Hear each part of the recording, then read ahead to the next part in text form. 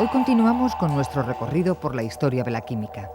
La evolución de la química desde la prehistoria hasta la actualidad es el contenido de esta serie de programas basado en la obra de la profesora Soledad Esteban Santos. En el capítulo de hoy conoceremos las primeras relaciones del hombre con la química, las primeras técnicas y los primeros trabajos con los metales llevados a cabo en la antigüedad, cómo toman forma poco a poco las teorizaciones sobre la materia a lo largo de los siglos hasta llegar en el siglo XVI a dar señales de querer transformarse en una verdadera ciencia. Los expertos tienen claro que desde los inicios de la vida del hombre en la Tierra existe una relación con la química. El fuego es una reacción de combustión, una reacción química muy clara. Y además de la aplicación del fuego, vinieron las primeras tecnologías de los hombres. Por ejemplo, la cerámica. La cerámica no es nada más que la transformación química del barro, del material que utilizaban para hacer sus vasijas y sus utensilios, pues reacciones por el calor, al calentarlo con el fuego, sufrió una serie de transformaciones y entonces esa es una clara reacción química, una tecnología realmente. La utilización del fuego permite importantes avances. Con él el hombre puede llevar a cabo transformaciones de la materia que le serán de gran provecho. La fabricación de cerámica o de vidrio son claro ejemplo de ello. También el hombre de la prehistoria utilizaba productos químicos cuando pintaba en las grutas esas maravillosas pinturas que nos han quedado, las pinturas rupestres, donde expresaban sus sueños, sus miedos, sus mitos. Los pigmentos que utilizaban eran realmente productos químicos, bien minerales casi todos, algunos de origen vegetal, pero son productos químicos. Desde los albores de la humanidad, la observación de la materia y los beneficios que se obtienen de ella al manipularla influyen directamente en la vida cotidiana del hombre y en su cultura. De la edad del cobre se van pasando a la edad del bronce, ya conoce esta aleación y sus propiedades. El bronce es una aleación de mayor dureza que le permite el obtener utensilios más duros y sobre todo para la guerra tener armas de mayor fuerza con las cuales puede vencer al enemigo que no estaba en posesión de este metal. Las transformaciones químicas del hierro hechas por los hititas y su posterior utilización como arma de lucha son un ejemplo de la estrecha relación que mantiene la historia de la química con la historia de la humanidad. Los hititas, de los cuales hay un museo maravilloso en la ciudad de Ankara, con todos los restos de los hititas y la manufactura del hierro que conocieron y pudieron darle una mayor tenacidad. Entonces, la posesión de este metal dio una fuerza enorme a este pueblo tan guerrero. ¿Por qué? Porque era mucho más fuerte las armas de hierro que las armas con bronce, por ejemplo. Entonces vemos la gran influencia que la química pudo haber tenido también en la evolución de la humanidad. Según los expertos, el primer metal obtenido artificialmente fue el cobre. Su más antigua producción se encuentra en Egipto. La utilización de productos químicos por los egipcios ha quedado expuesta no solo a través de los restos arqueológicos, sino también a través de los testimonios escritos. Los testimonios escritos que han quedado de los egipcios son los papiros de Smith y sobre todo el de Evers, de una antigüedad más o menos del 1550 a.C. Estos dos papiros, aunque realmente son papiros que corresponden a la medicina egipcia, contienen multitud de referencias y de utilización de muchos productos químicos. Por ejemplo, uno de ellos es el natrón.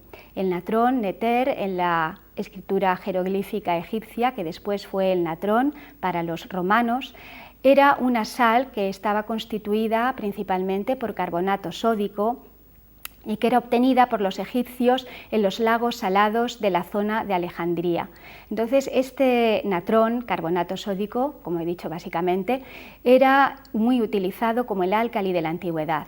Y los egipcios lo utilizaban, por ejemplo, en sus momificaciones y en multitud de otros usos para preparar también, por ejemplo, el vidrio con otros componentes, pero sobre todo para sus embalsamamientos y para sus prácticas también médicas. El saber químico de la antigüedad era un saber empírico. Aquellos hombres no se proponían buscar la razón que se oculta detrás de las reacciones de la materia, ni el por qué ocurría lo que ocurría. los primeros en cuestionarse cómo era la materia, hacerse una pregunta acerca de la naturaleza de la materia que nos rodea, fueron los filósofos griegos, los llamados filósofos de la naturaleza. Y en este sentido hay aportaciones muy importantes, fundamentales, no solamente para las épocas de la antigüedad, sino que tuvieron una repercusión a lo largo de toda la Edad Media y de tiempos posteriores. En los textos griegos, desde aproximadamente 500 años antes de Cristo, las referencias a la química práctica son escasas. La atención de los pensadores griegos se centra en establecer una ciencia general de la materia por medio de la filosofía natural.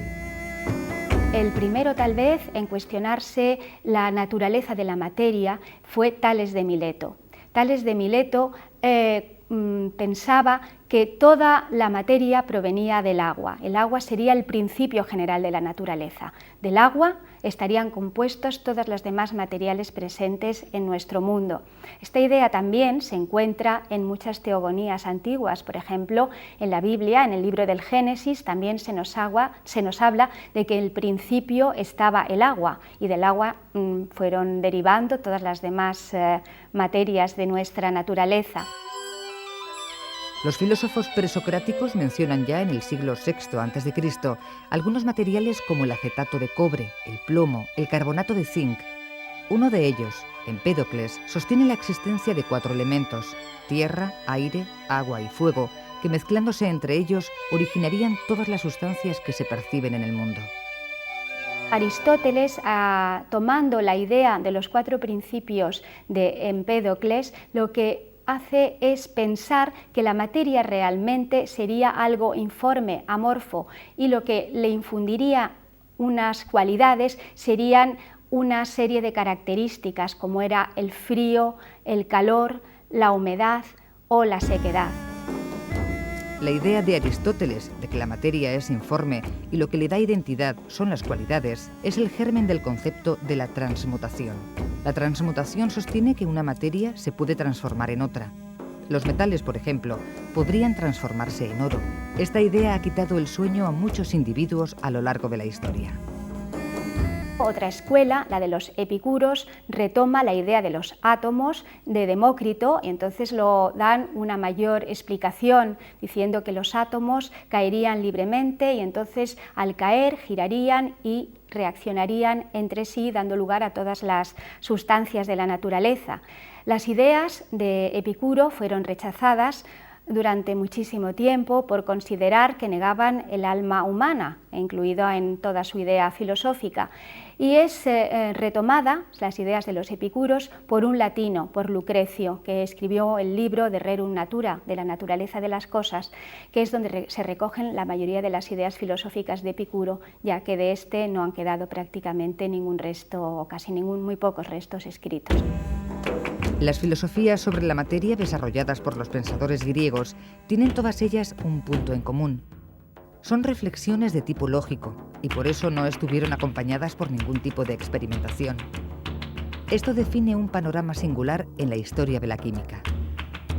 En la antigüedad nos encontramos con 2 situaciones paralelas. Por una parte, tenemos un gran saber empírico de todas las personas, todos los hombres que practicaban la química con gran conocimiento, en muchos de los casos, de sus reacciones y de las propiedades de los materiales, pero no acompañaban esto a un pensamiento, a una reflexión de por qué ocurrían o por qué tenían lugar estas reacciones. Y por otra parte, tenemos la filosofía griega que se cuestiona cuál es la naturaleza de la materia, pero no acompaña sus pensamientos y sus reflexiones con una ratificación de tipo experimental. Por tanto, la química como ciencia quedó muy detenida por este motivo, estas 2 corrientes que no confluían entre sí. Por una parte, experimentación sin reflexión teórica y por otra parte, reflexión teórica sin un apoyo experimental. Las prácticas alquímicas no se quedaban en la búsqueda de la piedra filosofal y del elixir de la vida, como algunos especialistas sostienen. La profesora Soledad Esteban indica que esta corriente de la historia de la química tiene un alto contenido de espiritualidad. Es en la ciudad de Alejandría, como hemos mencionado en el capítulo anterior, donde se recoge todo este saber del hacer químico de las zonas del Oriente Próximo y Medio y también de los conocimientos de los griegos. Se va desarrollando así en la época de los años de la antigüedad la alquimia, la alquimia que se llama alquimia griega o alquimia griego-egipcia, podríamos decir, que dio lugar a gran cantidad de alquimistas, a gran cantidad de escritos. Nos han quedado muchos dibujos sobre materiales y aparatos de laboratorio, sobre todo los de destilación. Ya habíamos mencionado a María la Hebrea, había otra mujer que se llamaba Cleopatra y sobre todo Zósimo. A Zósimo se le atribuye la utilización por primera vez de la palabra chemia para referirse a las prácticas alquímicas de la época. Esta palabra es el antecedente más probable de la palabra química. En Alejandría habían confluido no solamente el saber de la práctica química, sino también corrientes como es el gnosticismo, las corrientes herméticas del Hermes Trismegisto, y entonces todo ello había confluido en unir a esta práctica química una filosofía, pero de la búsqueda de la entidad y de la naturaleza del ser humano. La amalgama de las diversas corrientes esotéricas que conforman parte de la alquimia es el motivo por el que algunos historiadores le adjudican una dimensión de arte cósmico. Todo este saber de los alquimistas de Oriente Medio fue conocido por los árabes. Cuando los árabes invaden toda la zona de Egipto, entran en contacto con este saber de los químicos de Alejandría, también con los textos de la biblioteca de Alejandría, entonces los unen a sus propios conocimientos. Ellos también tenían conocimientos químicos de ellos mismos y sobre todo de sus contactos con China y con la India. Entonces con todos estos conocimientos realizan una verdadera amalgama a la que unen sus propias experiencias. A partir del siglo VII, los árabes traen los saberes de la alquimia al continente europeo, con más intensidad en España y en el sur de Italia, donde se instalan. En Salerno se encuentra la que hoy es considerada la farmacia más antigua de Europa.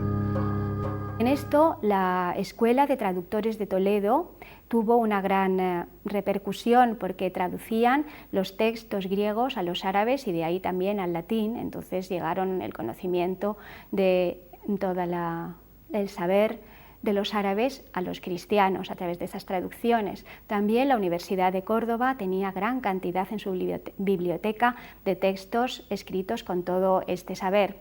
Entonces, de esta manera los cristianos van conociendo todo el saber de los árabes y van construyendo poco a poco su saber y van surgiendo personalidades del occidente cristiano que también hacen importantísimas aportaciones a la alquimia. A mediados del siglo XV, cuando el Imperio Otomano toma Constantinopla, da inicio la Edad Moderna. Con ella se instala un período de cambio para la historia de la humanidad, el Renacimiento. El occidente cristiano vuelve a tomar conocimiento de los textos griegos y latinos de la antigüedad clásica, se renace, de ahí viene el nombre, ¿no? Se renace porque se vuelve a tomar la razón como el fundamento de todo conocimiento. El hombre es capaz de conocer por sí mismo y de razonar y de conocer la naturaleza. Estas ideas tienen una enorme influencia en todos los ámbitos, en la literatura, en el arte y, por supuesto, también en la ciencia. La historia de la química va a dar un nuevo giro. En la ciencia el ser humano se empieza a cuestionar por qué ocurren los fenómenos y esto va a tener una incidencia directa, por ejemplo, en la física, en la astronomía, en la fisiología y en la química también, pero en la química tendrá cierto retraso con respecto a las otras ciencias. La química estaba muy influida por las ideas de la alquimia y estas ideas provocan en parte el retraso en su evolución con respecto al de las otras ciencias. hay que tener en cuenta que la alquimia tenía un lenguaje secreto, porque el iniciado en los secretos de la alquimia tenía la obligación de mantener ese secreto y no darlo a conocer nada más que a los iniciados. Por otra parte, los alquimistas muchas veces eran perseguidos y esto les obligaba a mantener un lenguaje alegórico, secreto y con una simbología muy complicada. Entonces, este hecho también dificultaba la transmisión del conocimiento científico, la comunicación, que es tan importante en toda investigación. Entonces, esto, como decía anteriormente, trajo cierto retraso de la evolución de la química, como tuvieron lugar en otras ciencias, al aplicarles la razón al conocimiento de la química. La evolución de la química en el Renacimiento se basa en 3 pilares: la alquimia, algunos oficios tecnológicos como el de los mineros y los metalúrgicos, y por último, la medicina y la farmacia. Los oficios tecnológicos, sobre todo los conocimientos de los mineros y de los metalúrgicos, fueron muy importantes para ir perfeccionando las prácticas de la química. Ellos no tenían las ideas de los alquimistas en cuanto al misticismo y al misterio de los alquimistas, sino que eran químicos eminentemente prácticos. Ellos hacían química para obtener unos resultados determinados. Y en este sentido, los oficios de la metalurgia y de los mineros, con sus distintos aparatos, sus distintos procedimientos, aportaron unos increíbles avances a la evolución de la química. El aporte de la alquimia al desarrollo de la química como ciencia no se da en el terreno de las ideas, sino en el del hacer práctico. Los alquimistas, a pesar de estas ideas tan misteriosas y tan alejadas de la realidad y del razonamiento del Renacimiento, lo que aportaron al conocimiento de la química fue una gran cantidad de técnicas de laboratorio. Procesos de separación, de purificación, fueron perfeccionándose y de todos ellos, más que nada, las diversas técnicas de destilación. Las 3 corrientes que nutren la historia de la química, la alquimia, los oficios tecnológicos y la medicina y la farmacia, confluyen en una de las figuras centrales del siglo XVI, Paracelso. Su padre, médico de mineros, lo inició en los conocimientos de la medicina y la alquimia. Paracelso amplió estos estudios en importantes centros europeos y él mismo fue profesor en la Universidad de Basilea. Era sobre todo médico, pero también alquimista. Entonces, como médico, era un médico que tenía una formación clásica, pero al mismo tiempo fue un contestatario, porque luchó en contra de las corrientes oficiales de la medicina de Galeno y de Hipócrates, no en cuanto a los principios de estas corrientes médicas, sino en cuanto a la actuación de los médicos oficiales. Y él mismo creó una nueva rama para la química que se llama iatroquímica. La iatroquímica desarrolla la obtención de medicamentos a través de reacciones químicas con minerales. Hasta entonces casi toda la medicina era de origen de extractos de tipo vegetal. Con la iatroquímica se crea una nueva escuela de médicos, pero que también eran químicos, y que basaban su hacer químico y su hacer médico en esta confluencia, la obtención de medicamentos de origen mineral. Hay que decir que Paracelso, una persona por otra parte interesantísima, obtuvo con estos medicamentos y con sus principios unas sanaciones que en su momento dejaron una huella enorme y causaron una impresión enorme, por lo cual tenía innumerables seguidores que le seguían ciegamente, pero también tuvo unos detractores muy fuertes. A los seguidores de Paracelso, los iatroquímicos, se debe la enseñanza de la química en las aulas y la creación de los primeros textos de estudio de química. Esta escuela iatroquímica abre una rama importantísima para la química, realmente es el precedente de la tan actual química médica, ¿no?, de toda la farmacología. Sería la iniciadora y además que contribuye enormemente al ir introduciendo también la razón en la práctica química y con ello a la evolución de la química como ciencia. En los iatroquímicos aún perviven conceptos de la alquimia antigua y medieval, pero sin duda en el siglo XVI se avanza significativamente en la práctica química y en la construcción de un cuerpo teórico. Entre otras cosas, se empieza a sistematizar el lenguaje químico y a construir la didáctica de esta ciencia.